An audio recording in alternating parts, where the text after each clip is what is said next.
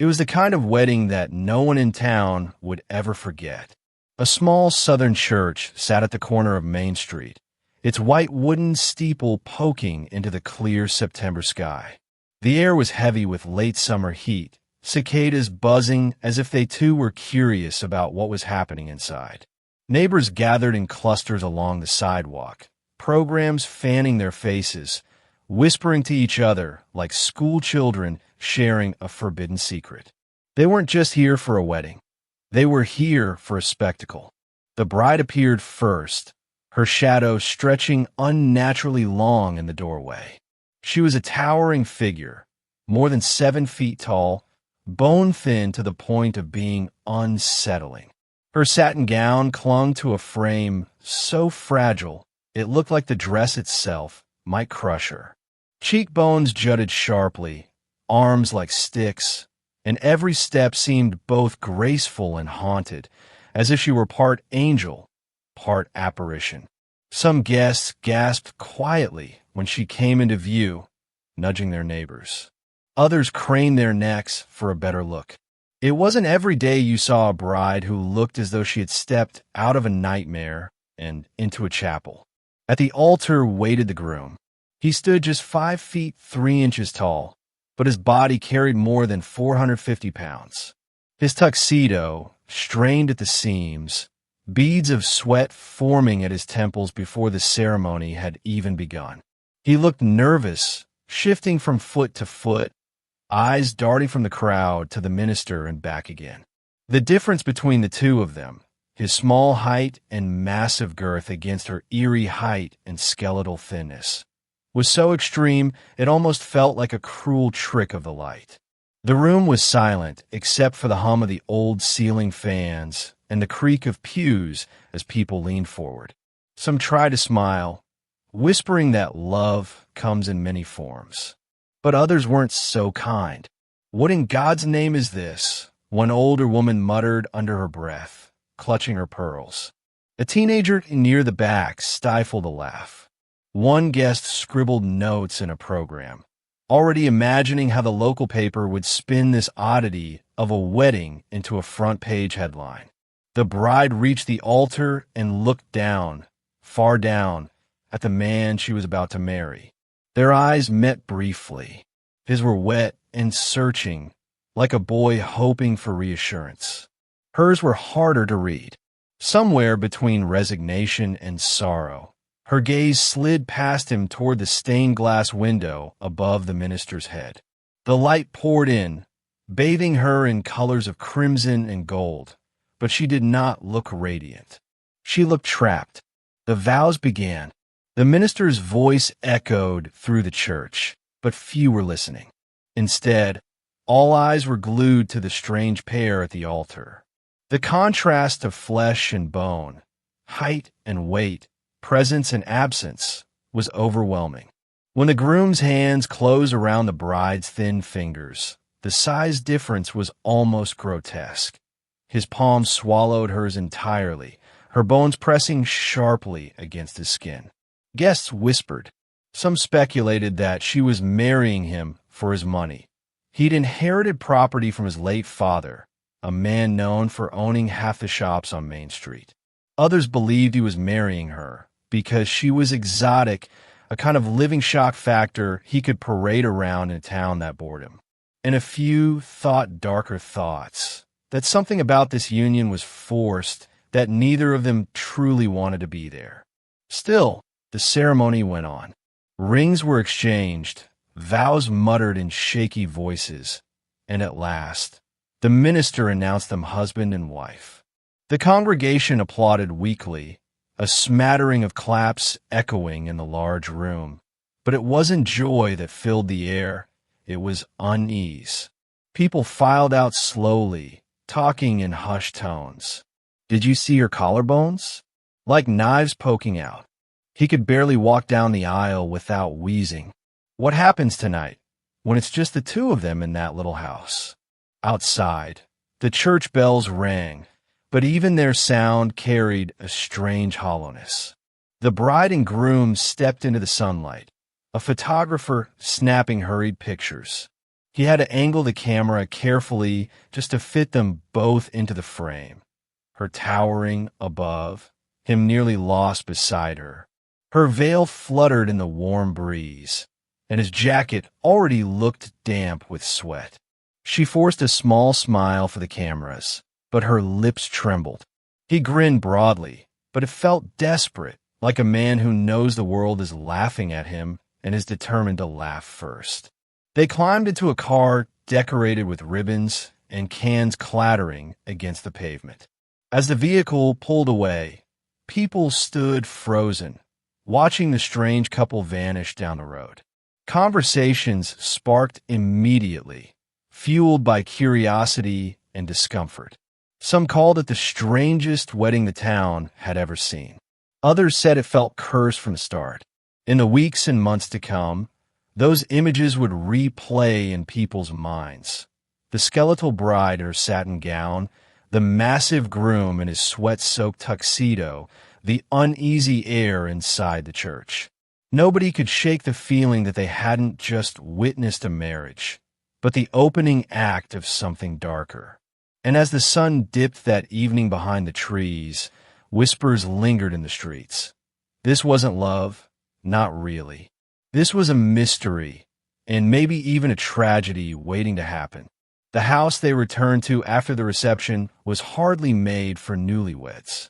It was a modest one-story home on the edge of town, its walls yellowed with age, its windows rattling when trucks rolled by on the highway. Inside, the air was close and heavy. A single ceiling fan struggled to stir the heat, casting a slow, uneven shadow on the peeling wallpaper. The bedroom, where neighbors imagined romance and intimacy would finally settle over the strange couple, felt more like a stage where something uneasy was about to play out. The bed creaked under the groom's weight as he collapsed onto it, breathing hard. He laughed, trying to cut through the tension, but the sound came out high-pitched and nervous. "Finally, just us," he said, wiping sweat from his brow. The bride hovered near the window, still in her gown, her long body bent awkwardly in the low ceiling. She looked like she might split the room in half just by standing there. Her hands fidgeted with the veil she had forgotten to remove, her eyes drifting over the street lamp glow bleeding through the curtains. When she finally sat down on the edge of the bed, the mattress dipped so dramatically that he rolled toward her. His laughter faded. The closeness highlighted their differences in a way the church ceremony hadn't. His heavy arms, thick and trembling, reached for her. Her limbs were thin and stiff, as if reluctant to respond. She forced a smile, whispering, "It's been a long day." But the night was long, too. The floorboards carried their voices into the hall. Sometimes laughter, sometimes raised tones that stopped suddenly, leaving behind silence too sharp to ignore. A glass shattered in the kitchen. A neighbor who lived 2 houses away swore later that she heard a woman's muffled cry through the thin walls. Another recalled a man's voice, angry, then pleading. Inside, the arguments circled the same points again and again. He accused her of being cold, of not even looking at him. She told him she felt trapped, that the walls pressed closer with every breath. "You wanted this," he snapped, his cheeks red. "You stood there and said yes." She turned her face away, whispering so faintly he almost didn't hear. "What choice did I have?" Hours passed. They tried to salvage the evening, sharing slices of leftover wedding cake from the kitchen counter. But even then her eyes stayed distant. He told her about the property his father left him, about how they could build a bigger house, one with ceilings tall enough for her to breathe. She nodded, but her expression never softened. When dawn approached, the house was quiet, but not peaceful. The groom slept heavily, snoring through the thick air. The bride sat awake in a chair across the room, her dress still hanging loosely from her frame, her eyes wide, watching him. She looked like a figure carved from shadows, the morning light outlining every her towering, fragile frame, knees pulled tight to her chest, the morning light outlining her gaunt silhouette. By the second night, the tension hadn't eased. It had curdled. Their bed sounded less like a place of rest and more like a battlefield. The neighbors noticed the lights on late. The flicker of the television left running as if someone wanted noise to fill the silence between them. Witnesses would later describe her expression at the grocery store that afternoon, hollow, distracted, as if her mind was already somewhere else. That wedding, which began as a town's odd curiosity, had already twisted into something darker behind closed doors.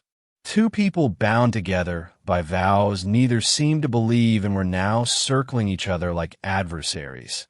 Their differences no longer peculiar, but dangerous. And though no one knew it yet, the fragile foundation laid on that wedding night was already cracking, and something irreversible was seeping through.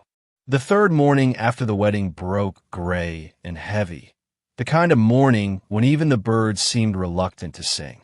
On Pine Grove Street, most houses were still quiet, blinds drawn, coffee pots just beginning to gurgle. But in one small, pale yellow house at the edge of town, silence had taken on another weight, one that would soon bring police cars and flashing lights. At 7:42 a.m., a neighbor named Mrs. Caldwell dialed 911. Her voice trembled as she told dispatch she'd heard shouting in the night, then a loud crash, and now she hadn't seen movement in the couple's house since dawn. "Something's not right," she insisted. "You better send someone." When the first patrol car pulled into the gravel drive, the scene looked almost ordinary. Curtains drawn, a car in the driveway, a just married sign still taped to the back window, with trailing ribbons now wilted by rain. But when the officers knocked, no one answered. The house smelled faintly of mildew and something sharper, almost metallic, that drifted through the screen door. Inside, the officers found the bride in the living room. She was barefoot, her long legs pulled tight to her chest, still wearing the rumpled gown she had never fully changed out of. Her face was pale, her hair wild. When she looked up, her eyes were hollow, red-rimmed. "He's in the bedroom," she whispered, voice so low they almost missed it. The bedroom told the story no one wanted to see. The groom lay sprawled across the bed, his body still, his lips tinged blue. His massive frame pressed deep into the sagging mattress, sheets twisted beneath him. On his neck were faint marks, too distinct to be explained away. A small smear of blood dotted the corner of his mouth. The nightstand was overturned, lamp shattered on the floor, shards of glass glinting in the pale light that crept through the blinds. An officer checked for a pulse, but found nothing. They exchanged grim looks. This wasn't natural. The bride rocked in her chair as detectives and EMTs swarmed the scene. "He couldn't breathe," she murmured over and over. He was gasping, and then he just stopped. She claimed he had rolled over in his sleep, choking on his own weight. She said she tried to shake him awake, tried to help him sit up, but he slipped away. But the details didn't add up. His body showed signs of struggle. Fingernail scratches on his forearms, bruising along his jaw, the overturned lamp as if there had been a fight. And then there was the noise neighbors reported, raised voices, the sound of something breaking, a cry that cut off too suddenly. Mrs. Caldwell told police she'd heard him yelling something like, "Don't, stop," just after midnight. Another neighbor claimed she heard a woman crying, but when she leaned out her window to listen closer, everything went silent. Detectives noted the bride's hands. Her knuckles were raw, faint scrapes lining her thin fingers. When asked, she said she cut herself trying to pick up the broken lamp. She avoided eye contact, her words spilling too quickly, then trailing off into silence. The medical examiner arrived and crouched beside the bed. He examined the neck, the chest, the faint lividity setting in. Later, in his report, he would write, Cause of death undetermined. Possible asphyxiation. Signs of external pressure to airway.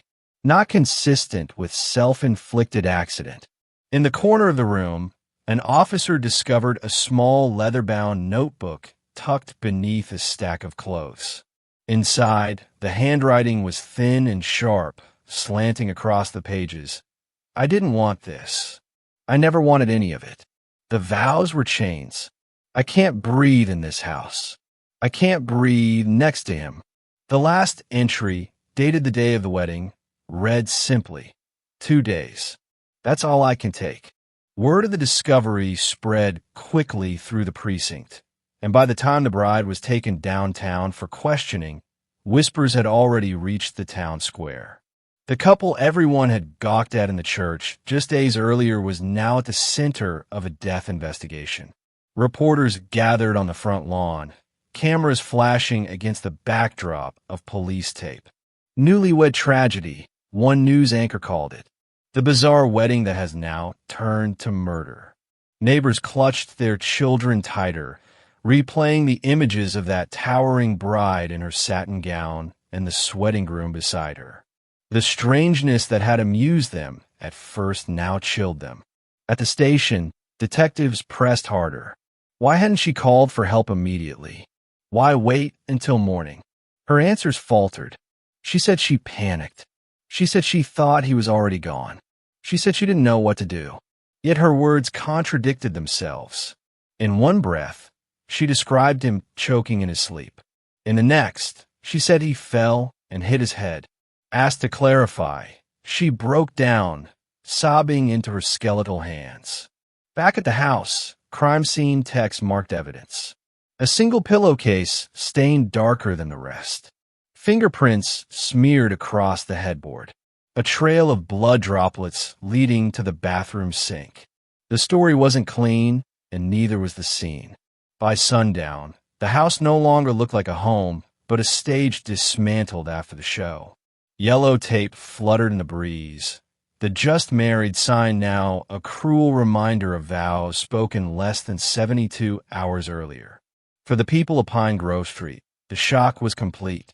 The whispers that began in the church pews had grown into a collective shudder.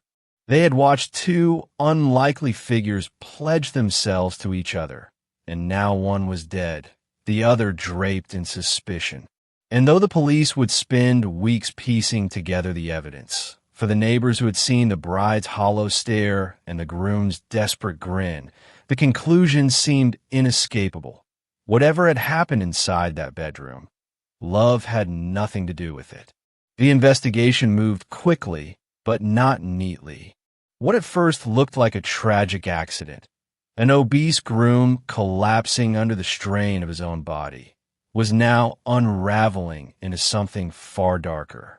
Detectives pored over every inch of the small yellow house, cataloging evidence with gloves and careful eyes.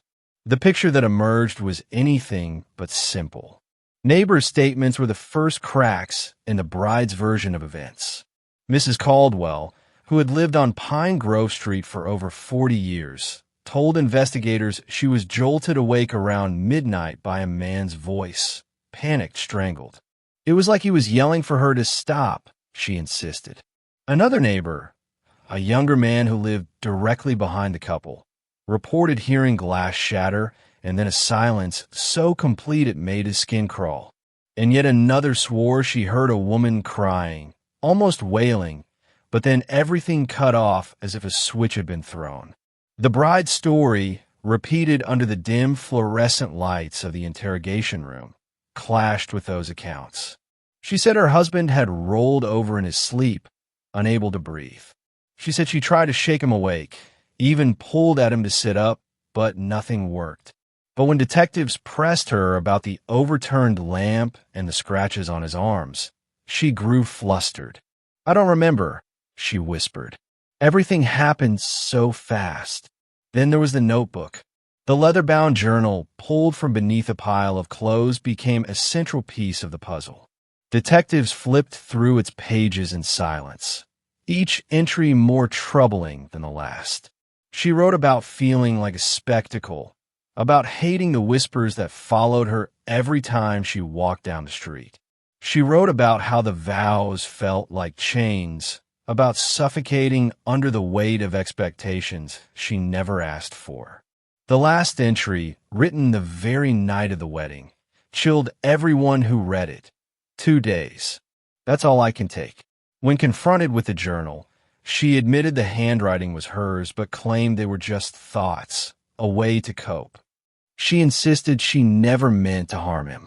But the timing was damning, and detectives knew it. Forensic results deepened the doubts. The medical examiner's preliminary report suggested asphyxiation, noting faint but distinct pressure marks on the groom's neck. The size and spacing didn't align with his own hand. Bruises across his jaw and forearms indicated a struggle. The pillowcase, stained darker than the rest, carried saliva mixed with trace amounts of blood.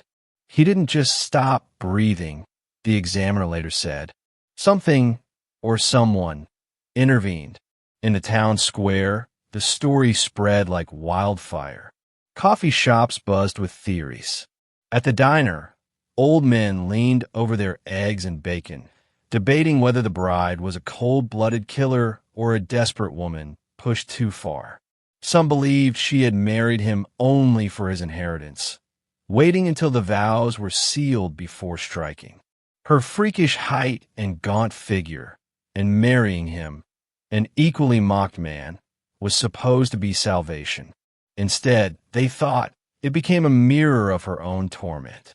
Then came the whispers of a third possibility. A young cashier at the grocery store told detectives she had seen the bride a week before the wedding with another man. Someone tall, broad-shouldered, who kept his arm draped around her protectively. Was there another lover in the shadows? Someone who stood to gain if the groom was out of the picture? Detectives noted the lead, though no name was ever confirmed. Even the house itself offered hints. The kitchen trash contained shredded paper, fragments of what looked like unsent letters. Pieced together by the lab, one line stood out. I don't want to go through with this. Please help me find a way out. Who the letter was addressed to, no one could say. But for every piece of incriminating evidence, there was also doubt. Friends of the groom admitted he often had trouble breathing at night. He suffered from sleep apnea, so severe that once, at a cousin's house, relatives had to shake him awake when he turned blue in his sleep. His obesity made every day a gamble with his health. Could it be that he truly had suffocated on his own, and the marks on his body were only the panicked efforts of a desperate wife trying to save him? The police weren't convinced. The timeline was suspicious. A fight reported just after midnight, then hours of silence before she finally spoke a word about his death. Why didn't she call 911 sooner? Why sit in the living room alone while his body lay still in the bedroom? Her explanation, shock, paralysis, not knowing what to do, rang hollow to investigators trained to hear lies slip between truths. The town divided sharply. Some defended her, saying she was more victim than villain. They spoke of a woman mocked her whole life for her body, called a skeleton in school hallways, pointed at like a circus act when she walked downtown. They argued the marriage was just another cage, one she never wanted. Others said it was too convenient. Marry the man, secure a claim to his property, then rid yourself of him before the honeymoon was even over. The bride herself sat in holding, her long body folded awkwardly into the narrow chair, her voice barely audible. I never wanted him dead, she repeated like a mantra. But her silence in those critical hours, the words in her notebook, and the bruises on his body told another story, one the town was already writing in its collective memory. By the end of that first week, Pine Grove Street no longer looked the same. Reporters parked vans along the curb, their satellite dishes rising like metal trees against the skyline. Neighbors avoided the house, crossing to the other side of the street as if death might spill out of its front door. Children whispered ghost stories about the giant bride who killed her husband in his sleep. Inside the precinct, detectives pinned photographs to the evidence board. The body on the bed, the notebook entries, the torn letter fragments, the pillowcase. They drew red lines connecting neighbors' testimonies with the medical examiner's notes. A picture was forming, but it wasn't complete. What they had was a marriage that lasted barely 72 hours. A groom with bruises and broken sleep. A bride with a journal full of dread. And a house filled with silence no one could explain. For investigators, one question loomed larger than all the rest. Was this the desperate act of a woman cornered by circumstance, or the calculated move of someone who saw an escape in the shape of her husband's last breath? Theories began to multiply like shadows in the corners of Pine Grove. The strange newlywed couple had gone from curiosity to cautionary tale overnight, and now everyone wanted to answer the same question. Why? Why had their marriage ended in violence so quickly? And what was truly behind the groom's death? The first and most obvious theory was money. The groom, despite his eccentricities and volatile temperament, had inherited a considerable estate from his father, several storefronts along Main Street, a parcel of farmland outside town, and the small yellow house where the tragedy occurred. Though he rarely flaunted it, people whispered he was worth well into six figures. To a woman who had spent her life on the margins, mocked for her ghostly frame and struggling to find work that fit her unusual stature, marrying him might have seemed like a lifeline. If the marriage had lasted, she stood to gain stability, property, maybe even financial independence. If it ended abruptly, with him dead and her as the grieving widow, that lifeline became a windfall. Detectives knew this, and prosecutors would later weigh it heavily. But others in town clung to a different explanation: resentment. The bride had lived her entire life as an object of ridicule. Children had pointed at her in school hallways. Adults whispered in grocery stores. Freak, giant, walking skeleton. The names followed her everywhere. She moved through life hunched, shrinking into herself, though her body refused to let her disappear. For years, people said she avoided relationships altogether, embarrassed by the stares, the cruel laughter. When she finally married, many believed it wasn't because she found love, but because she found someone equally ridiculed. Her husband, short and massively overweight, was just as much an object of town gossip as she was. Maybe she thought they would understand each other's pain. But instead of comfort, the marriage had become a mirror, his heavy body reminding her of every insult, his needy affection forcing her to confront her own disgust. In that version of events, his death was not premeditated, but a violent eruption of years of humiliation boiling over. Then came the whispers of a third, more sinister theory. Someone else had been in the picture all along. A grocery clerk swore she saw the bride with another man weeks before the wedding, tall and broad-shouldered, protective in a way the groom never was. No one ever confirmed his name, but rumors painted him as a drifter, someone from out of town. Was he a lover? An accomplice? Could he have been hiding in the shadows, waiting for the perfect moment to remove the groom? Detectives couldn't ignore the possibility. The torn letter fragments found in the trash, pleas for escape, written in her hand but never sent, hinted at a secret communication with someone outside the marriage. If she hadn't acted alone, the story shifted from tragic accident or impulsive violence to calculated conspiracy. The evidence on the table supported all three theories, depending on who told the story. For those who leaned toward greed, the notebook was proof she had never wanted the marriage but stayed because of what it offered. For those who saw resentment, her words in the journal, "I can't breathe in this house," sounded less like plotting and more like suffocation turned deadly. For those convinced of a lover's hand, the silences in her story, the missing hours before police were called, were gaps wide enough to hide another presence. Detectives argued behind closed doors. One said the bruising on the groom's neck was too deliberate to be the clumsy flailing of a desperate wife trying to shake her husband awake. Another insisted his underlying health issues made it impossible to rule out natural causes. A third believed no one had yet uncovered the full truth, that the town's obsession with the couple's bizarre appearance blinded them to more practical possibilities: debts, enemies, secrets in the groom's past. In the court of public opinion, the theories became weapons. At the diner, customers leaned over coffee, declaring the bride a black widow who never loved her husband. At the church, parishioners whispered that she was cursed, destined to bring misfortune wherever she went. Online forums lit up with threads dissecting her every move, some sympathizing with her lifelong suffering, others branding her a monster who strangled a man 3 days after saying "I do." Local talk radio stoked the fire, callers debating whether the town had ignored warning signs. "You could see in her eyes at the altar," one caller said. "That woman wasn't walking toward love. She was walking toward a sentence." Another countered, "Don't you see? She was a victim too.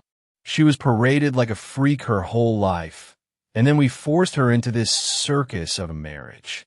We made her a murderer." The bride herself offered little clarity. In interviews with detectives, she repeated the same lines. She didn't want him dead. She panicked. She couldn't breathe in that house. But every repetition sounded rehearsed, thinner, more brittle. Her long body folded into the interrogation chair. She looked less like a suspect and more like a specter, someone already halfway gone. The uncertainty gnawed at the town. Each theory had merit, but none fit cleanly. Money explained motive, but not the bruises. Resentment explained the violence, but not the delay in calling for help. A lover explained the silence and the torn letters, but left no physical trace. Like shards of a broken mirror, the pieces reflected different versions of the truth, but no single image held. For the investigators, one fact loomed above all the speculation. The groom was dead, and the bride was the last person to see him alive. Everything else, money, resentment, mystery lovers, was noise until they could prove what had happened in that stifling bedroom. But the noise was deafening, and every passing day made the case feel less like a straightforward homicide and more like a riddle with no solution. By the end of the second week, the town was no longer just shocked, it was obsessed. Parents warned their children not to walk past the yellow house. Strangers drove miles just to park at the curb and stare. And all the while, the three theories hung in the air like storm clouds, waiting to break. Was it greed, hate, or love gone wrong that turned a wedding into a crime scene? No one could say for sure. What everyone agreed on, though, was chilling in its own way. Whatever happened inside that house, it was no accident. And whether she acted out of desperation, calculation, or in concert with someone else, the bride had sealed her fate the moment she walked down that aisle. At the county sheriff's office, the bride's interrogation dragged into its third hour. She sat hunched in the metal chair, her long legs folded awkwardly beneath the table, shoulders jutting from her thin frame like sharp corners of a collapsed tent. Her voice was barely audible. "I didn't kill him," she repeated, as if saying it often enough might make it true. Detectives pushed harder. They showed her the pillowcase, stained and torn. They read aloud from her own journal. 2 days. That's all I can take. They reminded her of the neighbors who claimed to hear shouting, the sound of breaking glass, a man crying out for her to stop. Each piece of evidence was placed before her like bricks in a wall, closing her in. Her answers never quite fit. In one version, she woke to find him gasping and tried to shake him awake. In another, he rolled onto his stomach and suffocated under his own weight. When asked why she waited until morning to call for help, she said she froze. I thought he was already gone. I couldn't face it. The detectives exchanged looks. This wasn't the reaction of a grieving wife. It was the reaction of someone guarding a secret. Meanwhile, the town outside was caught in a storm of speculation. Local newspapers printed bold headlines. Odd couple's marriage ends in tragedy, and 3 days after vows, groom found dead. Talk radio shows buzzed with callers, some condemning her outright, others insisting she was a victim of circumstance. National media picked up the story, flashing photos of the bizarre wedding, her towering in satin, him sweating through his tux, paired with grim footage of police tape around the yellow house. At the diner on Main Street, conversations turned heated. She planned it from the start. One man muttered over his coffee, "You don't write things like that in a journal unless you mean them." A woman at the next booth shook her head. She was abused by life, by all of us who laughed at her. Maybe she just broke. Everyone had an opinion, and no one held back. On social media, the story spread even faster. Hashtags like #GiantBride and #72HourMarriage trended regionally. Some users mocked the couple, posting memes that compared them to grotesque fairy tale characters. Others expressed outrage, calling the coverage cruel and dehumanizing. A few defended her, saying she had been a freak show for everyone else's entertainment and deserved sympathy, not suspicion. But sympathy couldn't erase the fact that her husband was dead under violent circumstances. Family members added their voices. The groom's relatives, furious and grieving, demanded justice. His sister stood outside the courthouse, tears streaking her face as she told reporters, "He just wanted to be loved. And now he's gone. Somebody needs to pay for this." The bride's family, by contrast, remained silent, avoiding cameras, refusing to answer questions. Their absence fueled speculation. Did they know more than they were saying, or were they simply ashamed? The district attorney faced intense pressure. "We owe this community answers," she said at a press conference, though her careful phrasing hinted at uncertainty. Evidence pointed toward foul play, but motive remained clouded by conflicting narratives. Was the bride a calculating killer, a woman broken by lifelong ridicule, or a pawn in a larger scheme involving someone else? As the legal system churned forward, the bride was brought before a judge for her first appearance. The image of her standing at the defense table became another media sensation. Her frame so tall, she loomed over the microphone, her expression vacant, almost ghostly. The prosecution painted her as dangerous, someone who had married with ulterior motives and executed a plan within days. The defense countered with a portrait of a woman traumatized by years of cruelty, overwhelmed by a husband whose size and volatility made life unbearable. In the gallery, townspeople filled the benches, eager to see the spectacle continue. Some came out of morbid curiosity, others out of loyalty to the dead groom. The courthouse buzzed with whispers, every raised eyebrow and exchanged glance feeding the frenzy. Podcasts dedicated to true crime dissected every detail. One popular show described the case as a modern Gothic tragedy, where grotesque appearances masked even darker secrets. Another speculated about the rumored third party, asking, if she had help, where's the evidence? Cable news panels debated whether the story was about murder, mental health, or society's cruelty toward people who didn't fit its standards. Through it all, the bride remained silent except when pressed. "I never wanted him dead," she whispered to reporters as deputies escorted her in handcuffs past the cameras. The words rang hollow, not because they weren't believable, but because no one could decide if they were true. By the end of the month, Pine Grove was unrecognizable. The yellow house had become a landmark of dread, its windows boarded, crime scene tape fluttering like a cursed ribbon. Children dared each other to touch the mailbox. Adults crossed the street rather than walk past. What began as a wedding that people laughed about had turned into a tragedy they couldn't stop talking about. And in every conversation, from courthouse steps to online comment sections, one thing lingered above all else: the question of motive. Was it greed? Was it rage? Or was it something even more twisted, hidden in the silence of a marriage that lasted barely 72 hours?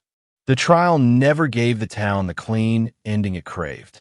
For weeks, evidence and speculation collided in the courtroom, but no single version of the truth stood unshaken.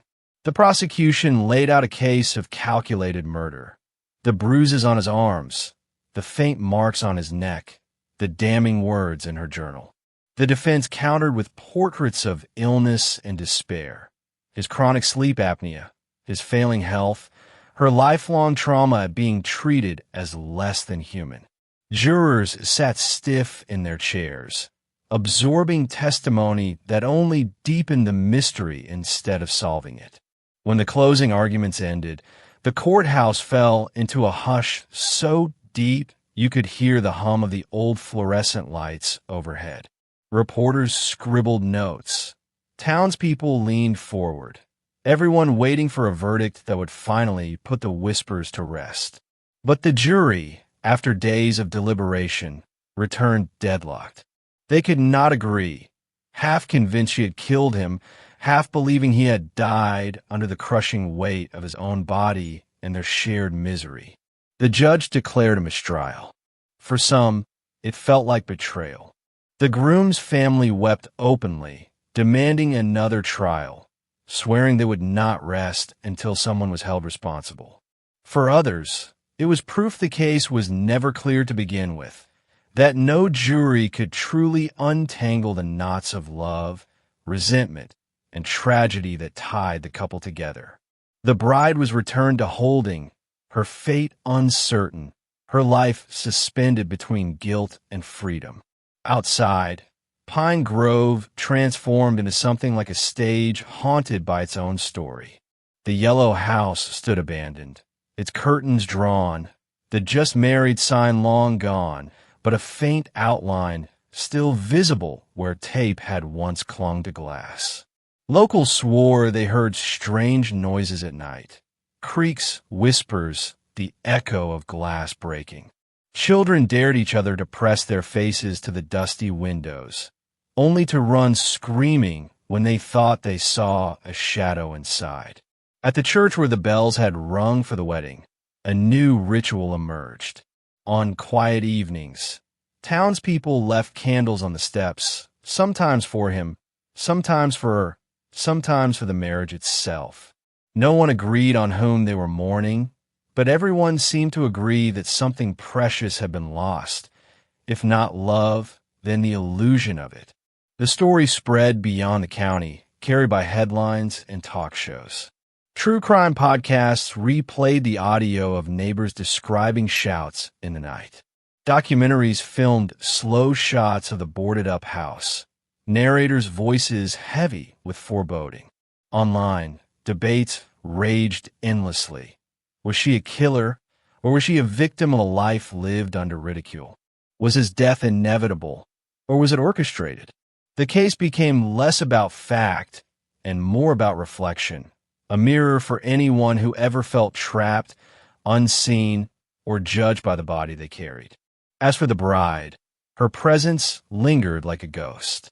Some said she had been spotted in county lockup, pacing the narrow halls, her head nearly brushing the low ceilings.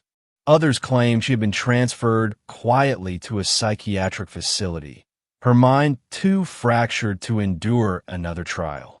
The truth of her whereabouts remained murky, adding to the legend. And so the town lived with the unanswered question, the one no court, no detective, no neighbor could resolve. What really happened in that bedroom?